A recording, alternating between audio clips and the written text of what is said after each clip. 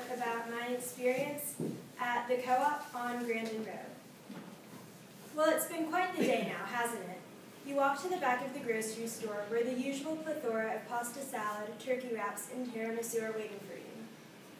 It's really a shame that your favorite Thai chicken wrap is out of stock, and I guess you'll have to settle for macaroni salad now because that's the only thing they have left that you like. So you pick up the one in the back of the cooler because you're always worried that the ones in the front are more likely to be poisoned by the crazy people your sister warned you about. So you're walking through the aisles and you reach the cash register. You place the bounty of food on the conveyor belt and the cashier smiles and says, "How are you today?" You smile and say, "Great, and you?" Because even though the cashier is paid to say that, you are not.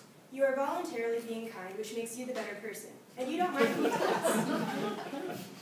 So he tells you the total, which is way more than you expected, but you don't care because it's the money your mom lent you, and you just might pay her back if she reminds you. Hopefully she won't, because when she gets mad at you for a week later, you can blame it on her for not reminding you. You let them keep the receipt. Why bring more evidence into the picture anyways? Now you somehow manage to carry all of your groceries to the little area where people sit and eat. You feel weird eating at a grocery store, so you go to the back of the seating area where you can just pretend you're in a cafeteria or something. There's one other person eating. You start with the macaroni salad, eating bits of popcorn in between. Then you get thirsty. Time to crack open the iced tea. You try to open it, but the lid just won't pop, and you're a little ashamed because this sort of thing never happens to you. You wait a little and keep eating. You grab the bottle in a surprise attack, hold it between your knees, and twist the cap, but your sweaty hands won't cooperate. You wonder if it would be weird to ask a stranger to open it for you, but you're a little afraid of the creepy man sitting at the other table, so you decide against it. The iced tea is even more appealing now that you know you can't have it, though it is just within your reach. And what's that noise? Is it laughing at you? The creepy man gets up to go and makes a joke about the crumbs he left on his seat. You nod your head and laugh, but it really wasn't that funny. You forget all about it in the next 5 minutes. Slowly, an employee on break with thick dreadlocks takes a seat one table down from you. He sets down 2 packages of something, but you're not quite sure what are in them. Wow, 2 packages? Fatty much, you think? Then you realize that that's a mean thought, and you wish you weren't so mean, so you hate yourself, and you hate that bottle of iced tea on the table, and you stare at it, and it stares back. And now the dreadlocks guy is looking at you like you're crazy, and surprise, surprise, you feel a little better now that he probably called you a freak in his head. The universe is in balance again. So you're frustrated because you really want that iced tea, and you're wondering how people would treat the lady across the street, who is currently talking to herself, if she asked them to open a tricky bottle for her. How awkward would it be if you asked and someone said no? Really? So you're looking at this lady across the street thinking, I could see myself being that in 10 years, and you want that iced tea now more than anything, and though you're afraid of failure, you go for it without even thinking.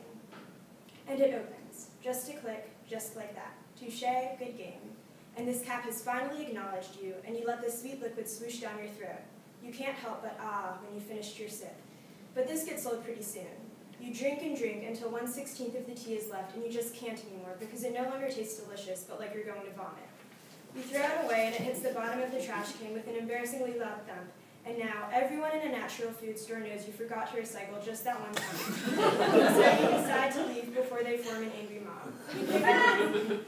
You pick up the dark blue poker chip on the table. It's because they do this thing there where if you don't use a bag, you get rewarded for being environmentally friendly by getting a poker chip that you can put in one of 4 jars and is worth 5 cents to whichever charity the jar stands for.